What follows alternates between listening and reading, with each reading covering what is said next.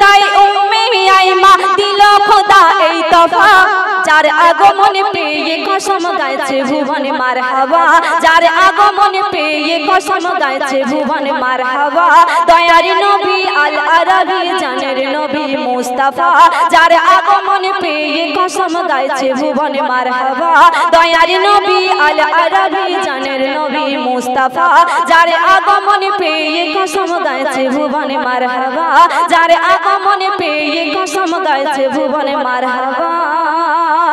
একদিন আল্লাহ রাসূলের জামানায় এক ব্যক্তি আল্লাহ রাসূলের কাছে এসে কাঁদছে আর কেন কাঁদছে আর কি করছে কবি বলে ছন্দে লিখতে শুনুন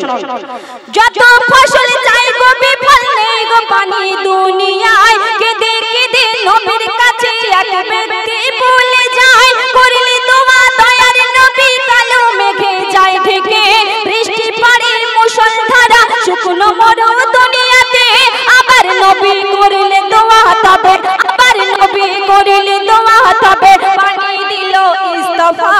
যার আগমন পেয়ে কসম গাইছে ভুবনে মারহাবা যার আগমন পেয়ে কসম গাইছে ভুবনে মারহাবা দয়ার নবী আল আরাবী জানের নবী মুস্তাফা যার আগমন পেয়ে কসম গাইছে ভুবনে মারহাবা যার আগমন পেয়ে কসম গাইছে ভুবনে মারহাবা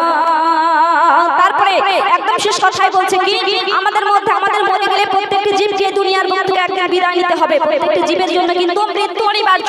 দুনিয়ার বুক থেকে আমাদের প্রত্যেকটি জীবকে একদিন চলে যেতে হবে সেই আঁধার করে মাটির কবরে যখন আমাদের মরার পর আমাদের বড়ই পাতা কুলের পাতা গরম পানি করে কেন গোসল করানো হয় সে সম্পর্কে আল্লাহ রাসূল কি বলে গেছিলেন আর এখন বিজ্ঞানীরা সেটা রিসার্চ করে কি পাচ্ছে আর কি বলছেন তারা কবি শেষ ছন্দে মিসাল দিচ্ছে শুনুন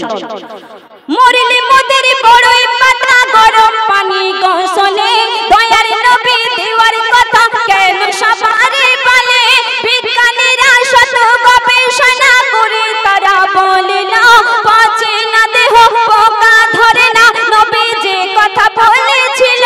তাই মোকাবির তোর শেষ গোসলে তাই মোকাবির তোর শেষ গোসলে চলবে তাহারি কথা তাই মোকাবির তোর শেষ গোসলে চলবে তাহারি কথা যার আগমন পেয়ে কসম গাইছে ভুবনে মারহাবা যার আগমন পেয়ে কসম গাইছে ভুবনে মারহাবা দয়ার নবী আল আরাবী জানের নবী মুস্তাফা যার আগমন পেয়ে কসম গাইছে ভুবনে মারহাবা দয়ার নবী আল আরাবী জানের নবী মুস্তাফা যার আগমন পেয়ে কসম গাইছে ভুবনে মারহাবা গাইছে ভুবনে মারহাবা গাইছে ভুবনে মারহাবা